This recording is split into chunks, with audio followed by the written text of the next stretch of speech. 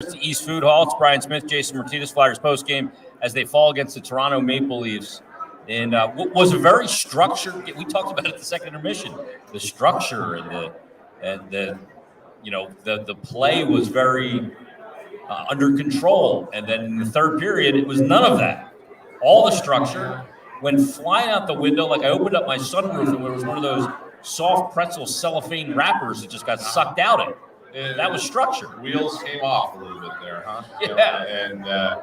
I again, we're looking at this game as what do the Flyers have for down the road? I think as long as the consistency is what we saw in the first two periods as opposed to the last period, that things look good. Because you got to remember, this is, again, the Flyers looking at a lot of new players. You got, I think, three guys in the lineup with fewer than 5 NHL games, and they're going toe-to-toe with one of the most potent offenses in the NHL through three periods plus a few minutes. Third most potent offense in the league. So that was encouraging. The way that the Flyers were able to execute against that team for as long as they did. I think Timmy Coates nailed it though.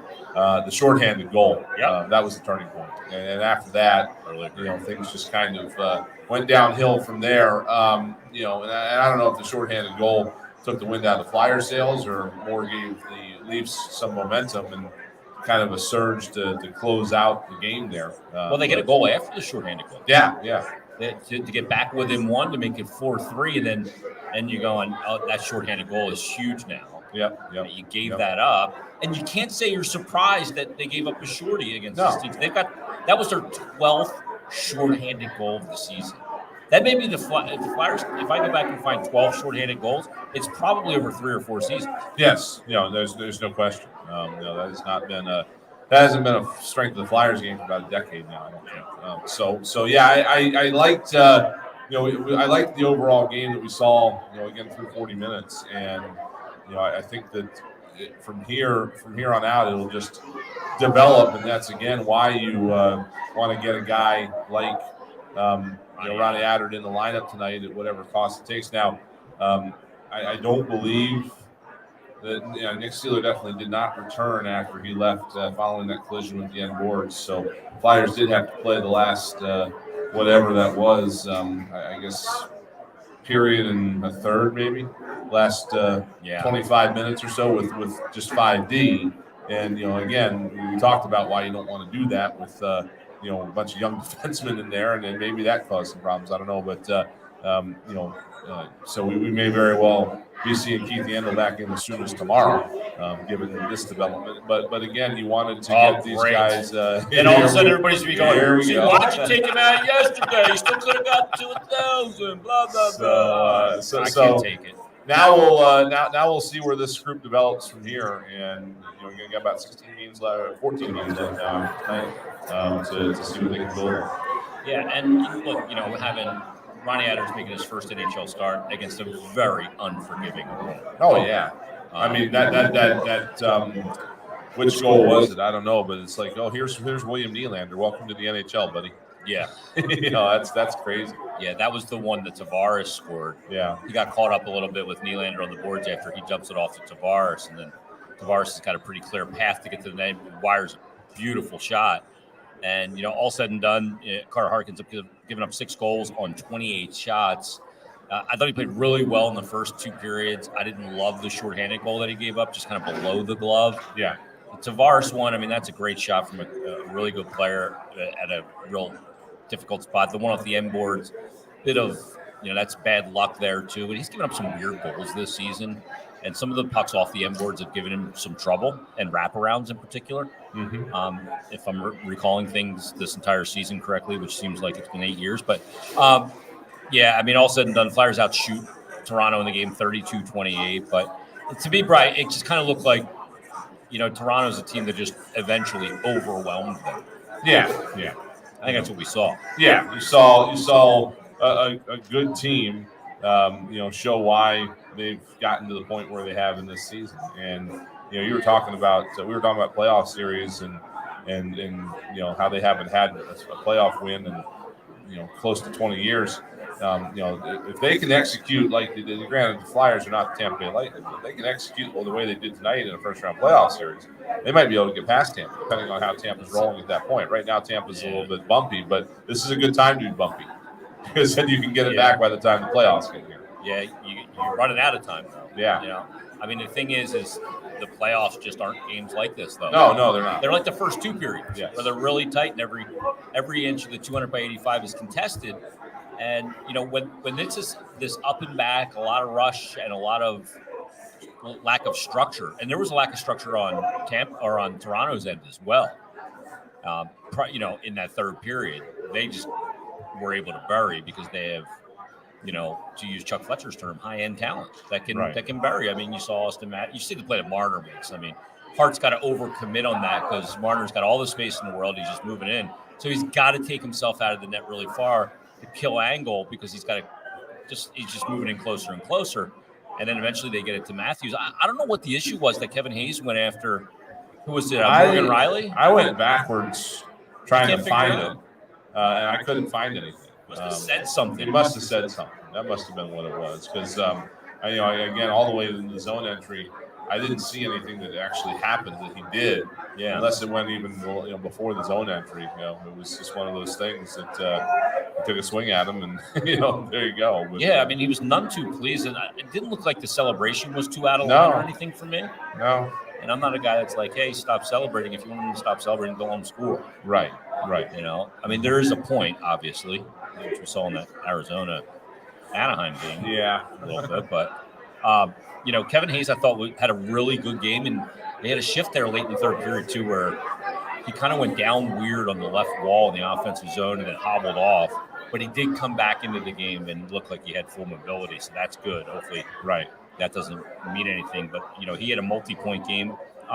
Tim said it at the end of the broadcast when he's wrapping up with Coatsy. To me, that's the best game Ivan Provorov's played in 2 years. Yeah, absolutely. That's his best game since prior to COVID, definitely. I have not seen him play like that. Since Matt Niskanen was not his partner anymore. So you hope that the Flyers can take that, take this video and figure out, all right, what's clicking for this guy. Try to structure. Yeah. When he's got that known commodity of where his partner's going to be, he activates in the offensive zone more. Mm-hmm. Where did he do all of his damage from? Right. I mean, the one goal he gets from the point, which I think maybe will go to McEwen eventually. I don't know if it hit off him or not, or if that hit a Toronto. I think it hit the Toronto player's leg. It was right behind McEwen's stick. Okay. Yeah. But the other two, the assist that he gets on Hayes' goal, he's down below the dot. And the one where he scores he's moving right down to the hash marks, right down Broadway. Right. So, I mean, I think that's a good sign that his game is returning to form, and I think that's really important for him and for this team going forward to get his game back in order. And Kevin Hayes, I think, just been a lot better since he's come back. But overall, I saw Anthony Mingione from Center Ice Philly tweeted out, the first rule of Fight Club is Wayne Simmons. Do not fight Wayne Simmons. There was that clip in, I forget why PK was mic'd up, but All-Star game. All-Star, All-Star or outdoor, I don't know what it was, but he said you cannot fight Wayne Simmons. He was talking pound for pound. He said he's the toughest guy in the Don't league. do it. But he's just nasty. I mean, Zach McEwen is going to answer any bell that comes his way, and that's what happened there. He laid a hit. They almost fought in the first period. For no apparent reason. But then McEwen laid on a hit there in the third, and Simmons was in the vicinity. And then, like I said, McEwen's going to answer the bell. And Wayne's doing his job. Yeah, absolutely. That's his job. So, I thought that, if you're going to see Wayne fight somebody in this game, it wasn't going to be somebody he played with, I don't think. No. That would have been weird. So. I mean, who has he played with on this team? It's dwindling, yes. It's dwindling quickly. Just, Couturier, but he's not in the lineup.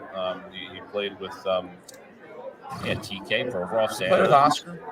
Yeah. Pre-diagnosis. He did. Yeah. So there's a few guys left, but it is shrinking rapidly.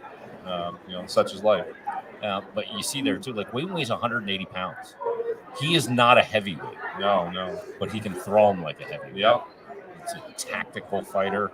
and he's as tough as they come. And he gets a goal in this game.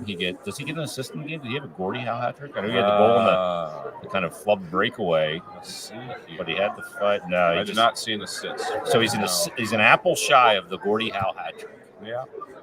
He's got a few of those in his career, that's for sure. More than Gordie. Gordie only had what, 2? He only had 1 or 2. I forget which. That's like naming tall people after me. Yeah. If he didn't have that many, he got the Martinez height. I thought maybe I heard once that he never actually had one. I don't know. Maybe I'm mistaken on that. I think he had either 1 or 2, and that's it.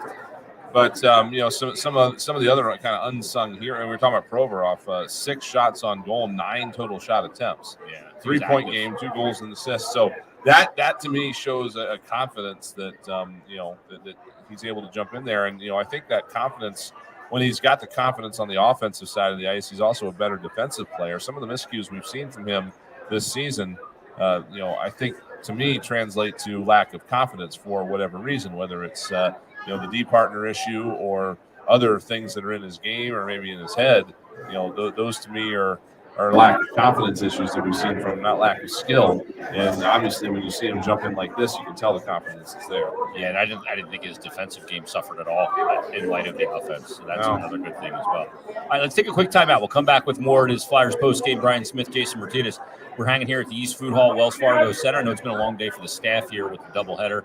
And we'll take a quick timeout. We'll come back with more right after this on the BetRivers.com Flyers Broadcast Network. The Flyers postgame show. Fast Wi-Fi. You use.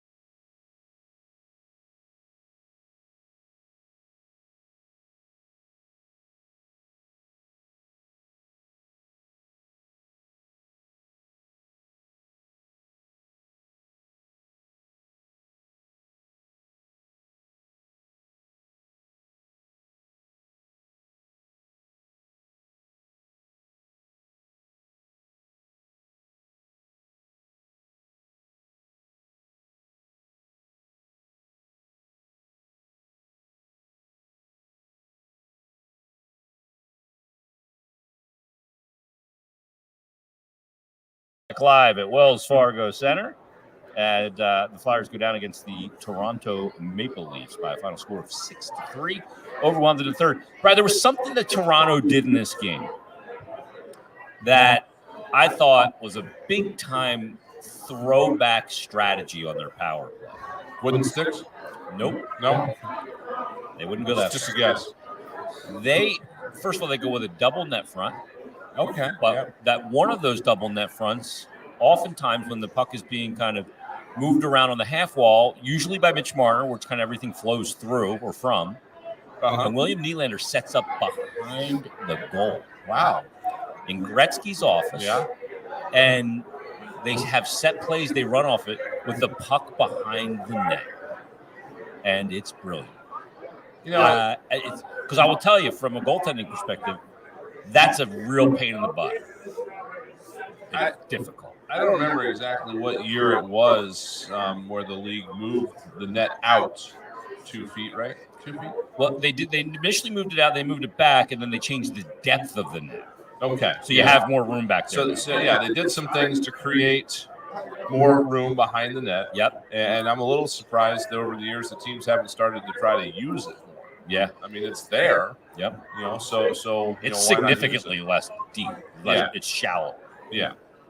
So I guess maybe it's not quite as much of a change as what I had in my head, but yeah, it's if the space is there and you've got the guys, the personnel that can operate well there, go ahead and do it. That's the kind of thing that we got to talking a little bit off the air about Elaine Vigneault and when he was here and stuff like that. It seems to me that the successful coaches in this league and the successful organizations are coaches that are ready and willing to adjust their attack and adjust their systems to the personnel that they have, as opposed to what's worked for them in the past and stuff like that. Things there's one thing to have in your head the way you think you should play the game. There's another thing that you have in maximizing the strengths of the players that you do have. And maximizing the strength of what the game is now, right? Yeah, absolutely. You got to adapt. You have to constantly be adapted. Like, I'll just give you an example. Like, all these Michigan goals would not be scored with the depth of the old nets. Correct. Yes. Yeah. And the wraparound goals that you can see with the nets being much shallower, it's a lot quicker to get a wraparound. Right. And again, it's an ongoing thing too, because we went through a stretch for about 2 or 3 years where the Flyers' power play looked exactly the same for 2 or 3 years. Yep. And then they finally broke out of that. But with video being what it is today, you need to have more than one look. You've got to have things in your pocket to switch up on to kind of because if they watch your power play and you only have the one look, there's no way you're going to be successful on it. So they're going to take that away. Yeah. So this kind of look from Toronto, I mean, obviously they've been using pretty much the same thing all year because it's the same 5 guys that have all the points. But, you come up with a look like that that's difficult to defend even when you know it's coming. And, that's one of the ways to be successful in this day and age. Yeah. I mean, think about like in the NFL. The reason why coaches sleep in their offices and break down so much tape is so they can know what the other team's doing, because if I know what they're doing, I have a lot better chance to stop it. Sure. So you have to show different looks. If you're going to take that away, then we'll make you pay with this, and then you got to pick your poison. Yeah. And if you're a team like Toronto that's got several different ways they can attack you, in particular on a power play, then that makes it. Yeah. That makes your power play like a 30%. That's why Washington's been successful for so many years, at least up till now. Their power play isn't right now what it was in the past, but because they can put Alex Ovechkin there in that left circle, and you would think let's put somebody in his pocket. Well, if you do that, then you've got Kuznetsov in front, and you've got Oshie and Backstrom and all those guys that they had in front of that power play when Ovi was over there in the circle. Then they'll score. Yeah, John Carlson with a high point shot. Yeah, you have all those things. You're right. And you do something really well, and then it opens up other areas, and then it's incumbent upon the coaching and the players to execute and make the team pay for when they try to make you or assume you're going to be predictable. I thought that was very interesting. You just don't see it a lot, especially on a power play, working down below the goal line and behind the net. And when the goaltender's looking behind the net, right, you just don't see where your threats are. You're taking little peeks in your peripheral vision, but you lose a lot of context in that you see that there's a guy there, but I don't know if he's left-handed or right-handed. And especially in, if not a lot of teams are doing it, then you got to wonder, how good are today's goaltenders at keeping an eye on what's going on behind their net? Yeah. I don't know. I've never sat down and looked at it, but I don't know how often, I don't know how much time these guys spend looking behind the net. But if it's not much, and you're going to start running your power play from back there, well then, you might be capitalizing on something that some of these younger goaltenders aren't used to doing. And then just kind of explodes from there. Like last night the Anaheim game where the Zegras goal set off all that firestorm. Karel Hamelka flopping around like a fish just because he didn't know which way was going around as he tried to track what was behind the net. Yep, absolutely. So it's definitely like going east-west, except you're now invoking a rotation as well, at least to some extent. Well, what you'll see is you're going to see other teams start to employ it because the NHL, like all sports, they see what's successful, then it starts to get, duplicated. Other teams try and do it. Mm-hmm. The Penguins, when they won those back-to-back cups, were really the first team to really be going east-west with those passes across the slot and one-time opportunities. Like they kind of revolutionized that. Which ones? I'm sorry. Which back-to-back cups? The first ones or the second ones? No, the second ones. Okay, yeah. Just a couple of years ago, 15 and 16, I guess it was? 16, 17. Or 16, 17. And then all of a sudden, who picked it up? Right. Washington. Yep. And then they're scoring on that way. And they're realizing that those types of high-danger chances on east-west passes are incredibly difficult on goaltenders. So much so that, Stephen Valaket, who was a former Ranger goaltender, who I was actually texting with him today, the highest danger scoring chances are ones that he called it the I was going to say the Rocky Road, but that's ice cream. What did he call it, Pat? It's now the slot line. Yeah. He came up with a little bit more of it. Okay. But, he came up with this whole thing and how pucks that cross that line are 85% chance higher of going in the net if they cross the line and they're off the stick within 4/10 of a second. Okay. So he came up with all this stuff. And it's true. And then you see teams trying to limit that from a defensive standpoint. So and cat and mouse. And again, when we talk analytics, folks, that's the difference between public analytics and team analytics. Like there are teams tracking that. Mm-hmm. Like how what's the percentage of goals that go over this line and go in. I mean, there are teams that know that, but that's not necessarily on any website that's out there. So that's the kind of thing that like when a team like the Flyers believes that Rasmus Ristolainen is a good bet, it's because they're doing something like that is not reflected in the public side. Yeah, Valley site, his company, Clearsight Analytics, they have some NHL teams that are clients of theirs, and so he releases some information publicly, and each shot and scoring chance has 27 points of data. Wow. That's how it's measured. Oh. And he'll actually be on my Stick to Hockey live show coming up on Monday, because the Flyers play the Rangers tomorrow. That's a segue. And that's where we're headed. And I'll close with this: is that let's say last year or the year before, an NHL game generated about 300 pieces of data in the league's systems, and then they put the chips in the pucks.